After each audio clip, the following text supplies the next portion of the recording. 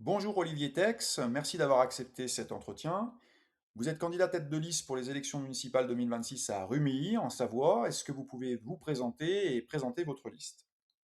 Oui, Olivier Tex en tête de la liste du bon sens pour une donc en Haute-Savoie.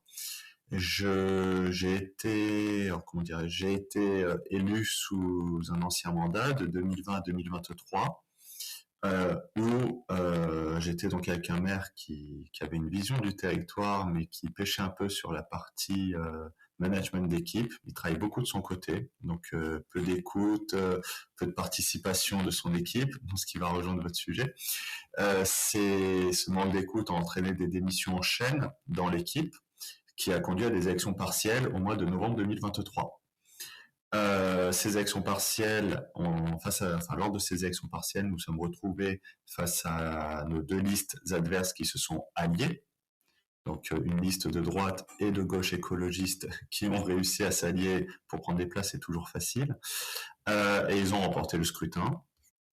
De ce coup-là, j'ai été dans l'opposition pendant un an, mais j'étais pas d'accord avec ce qui se passait avec mes anciens collègues de l'opposition, qui pour moi n'ont pas analysé les résultats de novembre 2023.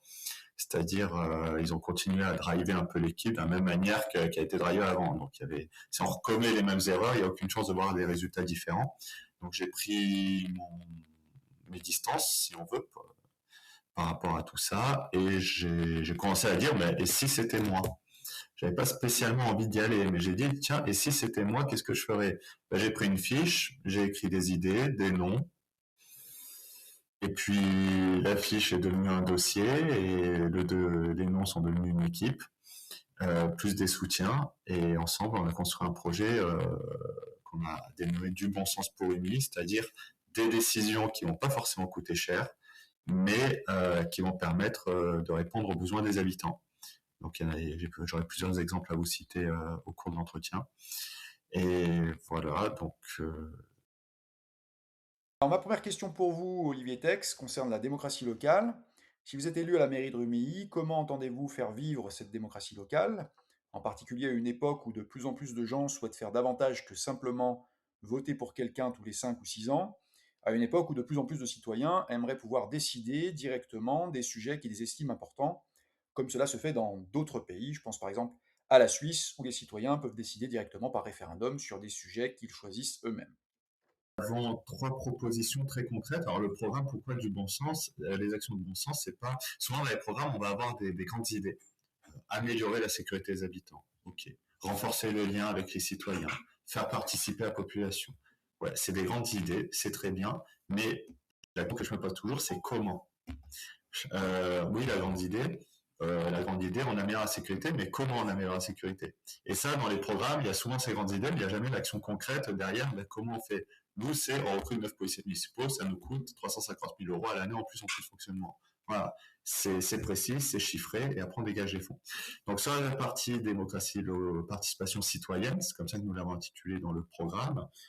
Vous pouvez la retrouver sur notre site internet, text2026.fr ou sur le programme papier. Je pourrais vous en faire suivre une copie. Nous avons trois idées très concrètes pour la démocratie, la participation citoyenne. Donc, en 2024, après les élections partielles, l'équipe adverse a mis en place des comités de quartier et un conseil des sages. Alors, un conseil des sages, c'était pour les plus de 60 ou 65 ans, je crois les plus de 60 ans. Les plus de 60 ans, si je ne dis pas de bêtises, c'est 15% de la population humilienne. Les moins de 18 ans, c'est 25% de la population humilienne. Or, les jeunes, les collégiens, les lycéens n'avaient pas d'instance où siéger, ni dans les comités de quartier, et du coup pas au conseil des sages non plus. Le comité de quartier, il y avait 120 personnes, le conseil des sages, je crois une vingtaine ou une trentaine, par là. Donc sur une ville de 17 000 habitants, il y avait en gros, on va dire 160 personnes qui étaient consultées. Voilà. C'était une instance de consultation. Nous, ce qu'on propose, c'est pas de jeter ce qui a été fait, parce que forcément, quand les nouveaux élus sont arrivés, ils ont arrêté 28 projets. 28 projets qui étaient lancés, dont les marchés étaient signés, qui étaient novateurs pour le territoire. Ça a coûté des millions, 1,5 million. Nous, on ne veut pas arrêter ce qui a été lancé, on veut l'améliorer. Donc les comités de quartier et les conseils des sages, tout cela, on propose de le refondre en comité thématique.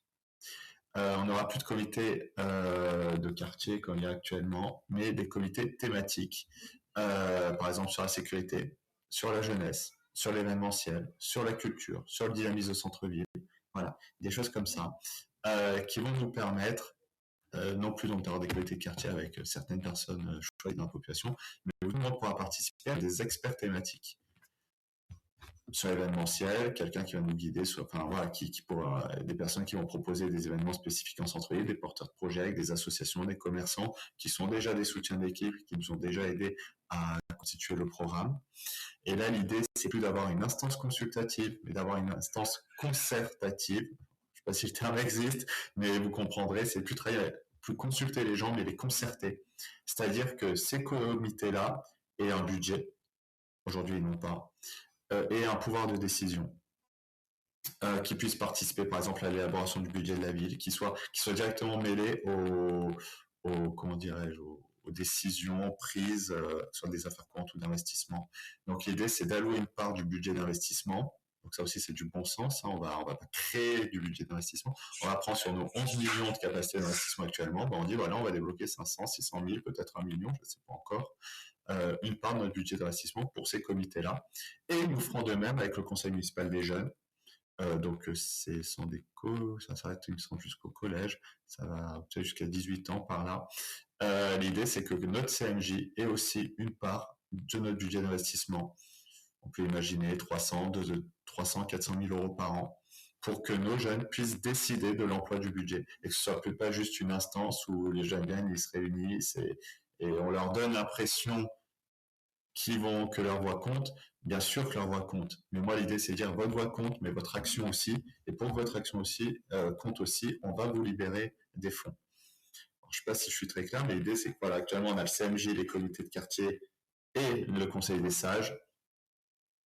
Comité de quartier, conseil des sages, on réunit en comité thématique avec des experts thématiques, avec un budget, et le conseil municipal des jeunes, on le fait évoluer en vraie instance décisionnelle, comme on a le conseil municipal, comme on a l'exécutif, on a le conseil municipal des jeunes qui aura un pouvoir décisionnel au sein de la mairie. Ok, très bien. Alors ça, c'est la première idée. Il me semble qu'il y avait d'autres idées. Voilà. Donc c'est refonder ce qui existe et l'améliorer. La deuxième idée, c'est mettre en place une application citoyenne. Donc là, on travaille avec des porteurs de projets. Pareil, c'est 4 500 euros à l'année. Enfin, c'est 4 500 le coût d'investissement, c'est 1 200 euros le coût de fonctionnement. Donc, sur un budget à 36 millions, voilà, on va pas ruiner la ville. L'idée, c'est que cette application citoyenne, les personnes puissent alerter en temps réel ce qui se passe sur la voirie, qu'ils puissent alerter en temps réel une anomalie sur la voirie. Bien sûr, c'est sécurisé, c'est-à-dire que si deux anomalies sont détectées en même temps, vu que l'application est propulsée par intelligence artificielle, on aura,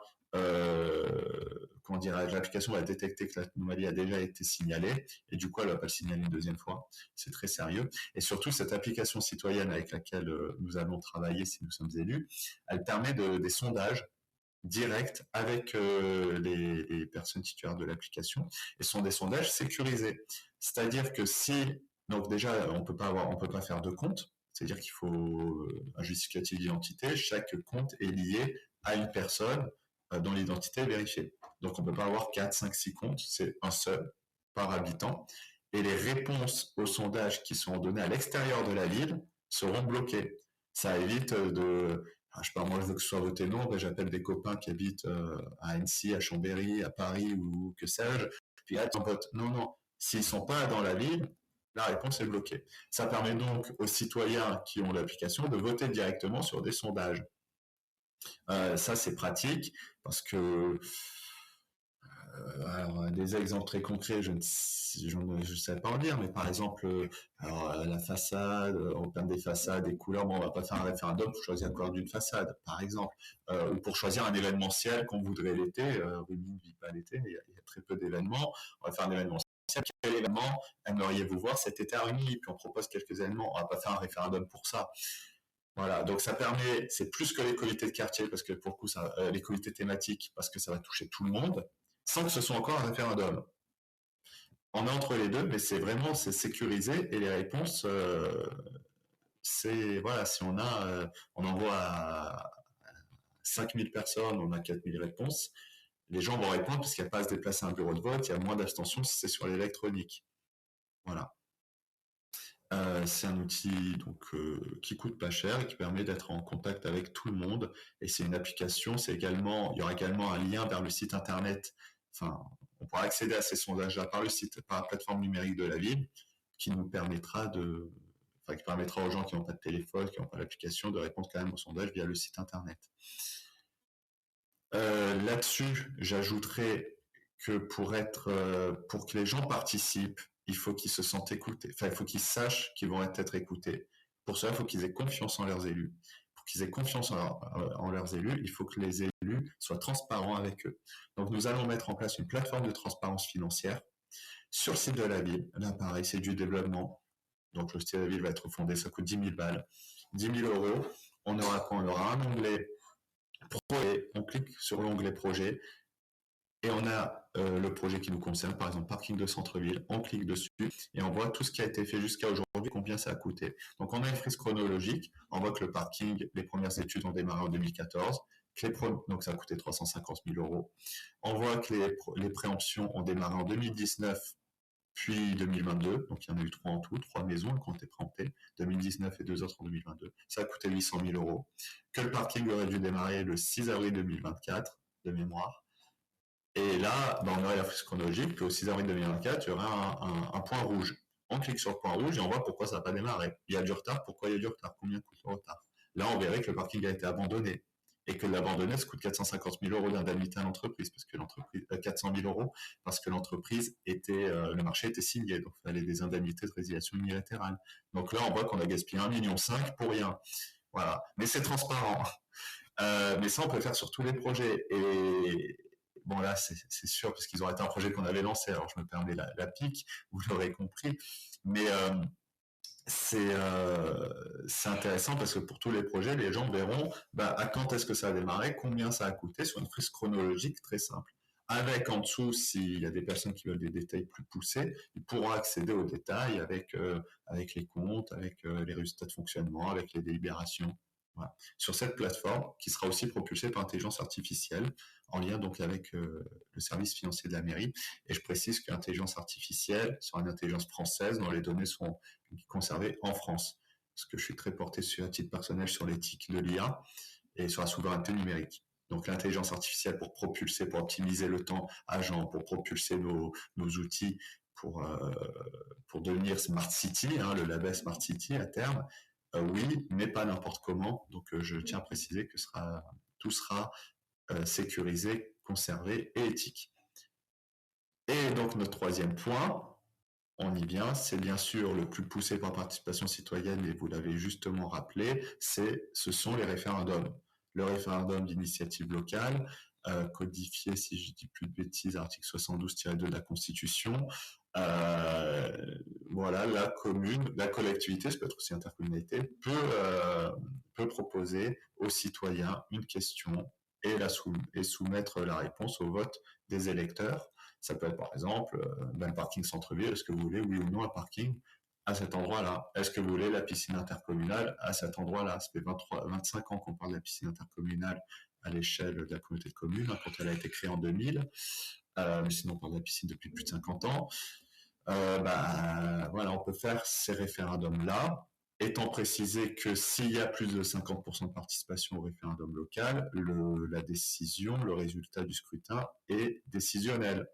Alors que s'il y a moins de 50%, il est consultatif. Donc là, ça poussera les gens à se mobiliser parce que leur décision sera obligatoirement suivie par les élus s'il y a plus de 50% de participation.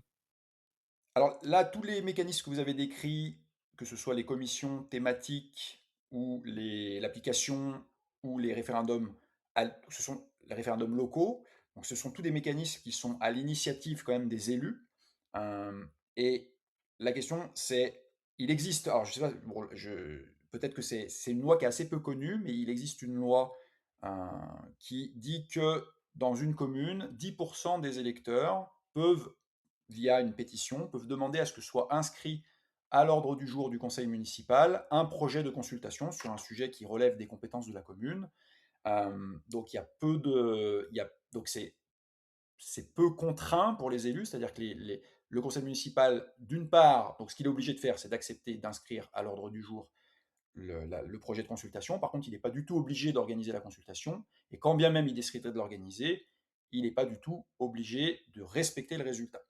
Donc moi, la question, voilà, peut-être que c'est un point, parce que c'est une loi qui est assez peu connue.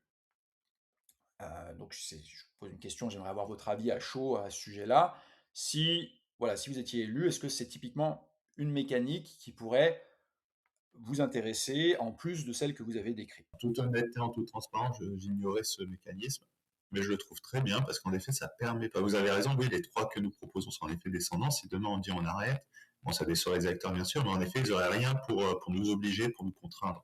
Et c'est important qu'il y ait un mécanisme. Comme je dis souvent, on est élu parce que les électeurs choisissent de. Enfin, si je suis élu mince, parce que les électeurs ont choisi de m'élire. Et les indemnités que nous percevons, c'est l'argent des électeurs. Donc, à quelque part, les électeurs sont notre employeur. C'est eux qui nous payent, c'est eux qui nous mettent en place et c'est eux qui doivent venir. Donc, c'est tout à fait normal que l'employeur, contraille, oui, oblige, à tout le moins, c'est son salarié. Bon, je vais loin dans la métaphore, mais vous aurez compris l'idée. Il y a un lien de subordination, je pense, entre l'élu et l'électeur. Donc, en effet, je ne connaissais pas ce dispositif, mais il est très intéressant et il faudrait communiquer dessus. Alors, ma seconde et dernière question concerne le sujet des parrainages à l'élection présidentielle. Le président de la République dispose aujourd'hui d'un pouvoir considérable sur la vie des Français et les lois ainsi que l'administration nationale pèsent très lourdement sur le travail des élus locaux. Le droit de parrainer un candidat à l'élection présidentielle est un droit réservé en France à certains élus, premier rang desquels les maires. Il s'agit donc d'une responsabilité nationale conséquente dont les effets dépassent largement le cadre de leur propre commune et concernent l'ensemble des Français. Pourtant, beaucoup de maires décident de ne pas utiliser ce droit. En 2022, plus de 7 maires sur 10 n'ont parrainé aucun candidat. D'un autre côté, ceux qui font le choix de parrainer choisissent dans l'écrasante majorité des cas des candidats issus de formations politiques bien établies, ce qui tend à maintenir inlassablement la même offre politique. C'est dans ce contexte que nous sommes très intéressés de savoir, d'une part, si les candidats aux élections municipales de 2026 ont prévu d'exercer ce droit s'ils sont élus, et si oui, s'ils savent déjà selon quels critères ils pensent l'exercer. Qu'en est-il de votre côté, Olivier Tex? C'est bien que vous me posiez cette question-là. Comment dirais-je? En toute transparence, moi j'aime bien la transparence, j'aime bien le cash. J'ai un très bon ami qui travaille dans un département, qui est RH, responsable RH dans un département, et qui m'a dit, il n'y a pas plus tard qu'il y a 2 semaines au téléphone, ne te mêle, si tu veux être tranquille dans ton mandat, ne te mêle pas du national.